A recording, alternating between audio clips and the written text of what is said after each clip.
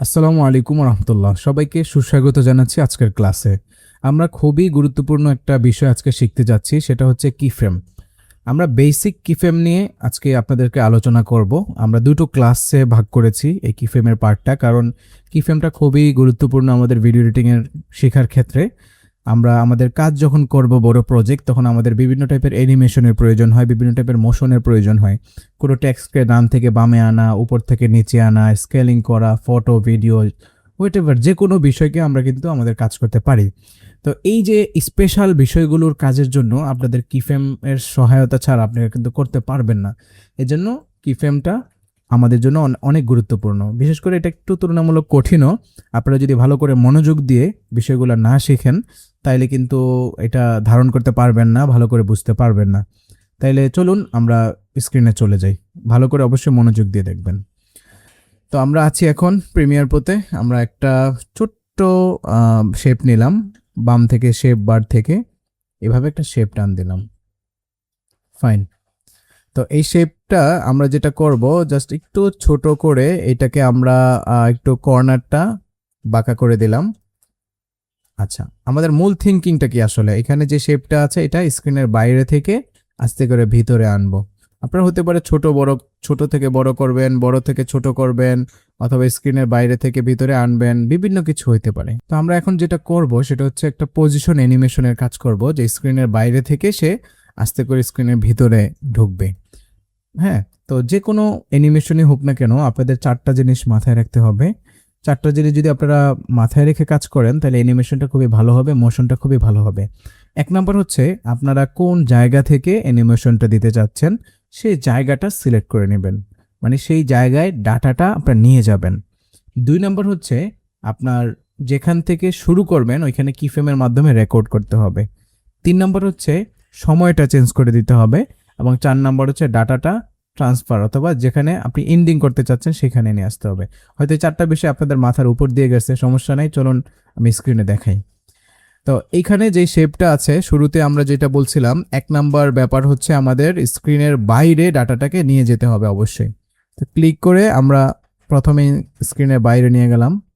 নিয়ে যাওয়ার পরে আমাদের যেটা করতে হবে, এটা যেহেতু পজিশন অ্যানিমেশন দিব, এজন্য ইফেক্টস কন্ট্রোলে যাব এবং শেপ নামে যে অপশন আছে শেপের বাম পাশে এটা ক্লিক করব। মনে রাখবেন যে শেপ অথবা টেক্সট এই টাইপের কিছু যদি কাজ করেন তাইলে আমরা এখান থেকে যাব, কিন্তু বাইরে থেকে যদি কোনো ফটো, কোনো ভিডিও কিছু নিয়ে আসেন, সেটা যদি আপনারা কাজ করতে চান, সেক্ষেত্রে আপনারা ভেক্টর মোশন থেকে স্কেল পজিশনটা ভালো করে কাজ করতে পারবেন। স্কেল পজিশন থেকে আলাদা কোনো এক্সট্রা লেয়ারে ঢুকতে হবে না। তো আমরা শেপে গিয়ে শেপের ভিতরে যদি যাই, দেখতে পাচ্ছেন এখানে পজিশন নামে একটা অপশন আছে। হ্যাঁ, এই পজিশন থেকে আমরা নিতে পারি। আর এর আগে আমি কি করেছিলাম, টান দিয়ে নিয়ে গেছিলাম, তাই তো? পুরো লেয়ারটাকে আমি এভাবে টান দিয়ে কিন্তু নিয়ে আসছিলাম।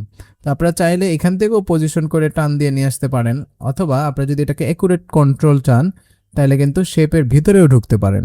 তো শেপের ভিতরে ঢুকে আমরা পজিশন থেকে কাজ করি। আপনারা চাইলে উপর থেকেও করতে পারেন, অথবা এখান থেকেও করতে পারেন, এখান থেকে করলে ভালো আর কি। পজিশনে এভাবে টান দিয়ে আমরা স্ক্রিনের বাইরে নিয়ে গেলাম।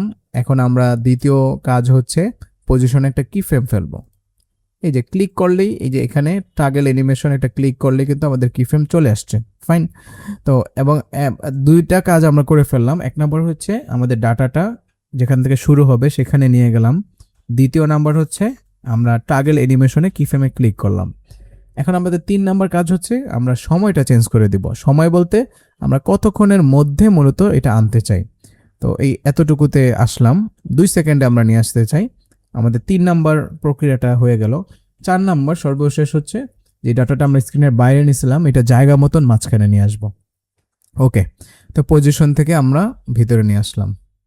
এখন দেখেন এই যে 0 থেকে 2 সেকেন্ডের একটা সময়, এই সময়ের মধ্যেই কিন্তু মানে দ্বিতীয় কি ফ্রেমটা অটোমেটিকলি কিন্তু পড়ে গেছে, এবং এই সময়ের মধ্যেই কিন্তু সে শুরু থেকে শেষ পর্যন্ত আসবে। দেখেন কিন্তু খুবই স্লোলি আসতেছে দেখে দিস ইজ সো বোরিং, অনেক বোরিং লাগতেছে আমাদের। এই জন্য আমরা যদি সময়টা কমায় দেই তাইলে কিন্তু এটা খুবই দ্রুত আসবে। এটাকে দ্বিতীয় কি ফ্রেমটাকে টান দিয়ে দিলাম, তাহলে কিন্তু দেখেন খুবই দ্রুত আসতেছে। হুম, আচ্ছা, এভাবে কিন্তু আমরা পজিশন অ্যানিমেশন করতে পারি খুবই সুন্দর করে। তো এটা যদি বুঝে থাকেন তাহলে এখন আমরা স্কেল অ্যানিমেশনে যাই, চলেন। স্কেল অ্যানিমেশনটা কি ছোট থেকে বড় হওয়া, বড় থেকে ছোট হওয়া, এই টাইপের কিছু। তো আমরা এটা কিফ্রেমটা ডিলিট করে দিই। যে কোনো কিফ্রেম যদি ডিলিট করতে চান পজিশনে টাগল অ্যানিমেশনে একটা ক্লিক করবেন, তারপরে ওকে প্রেস করবেন, তাহলে সে চলে যাবে। আচ্ছা, তো এখান থেকে আমরা স্কেলিংটা মনে রাখবেন, আপনি যেখান থেকে শুরু করতে চাচ্ছেন সেখানে নিয়ে যাবেন আগে। তো আমরা যেহেতু এটা 0 থেকে শুরু করতে চাচ্ছি, স্কেলিংটা একেবারে কমায় দিলাম। এখানে যে স্কেলিং অপশনটা আছে একেবারে কমায় দিলাম এবং স্কেলে একটা ক্লিক করলাম।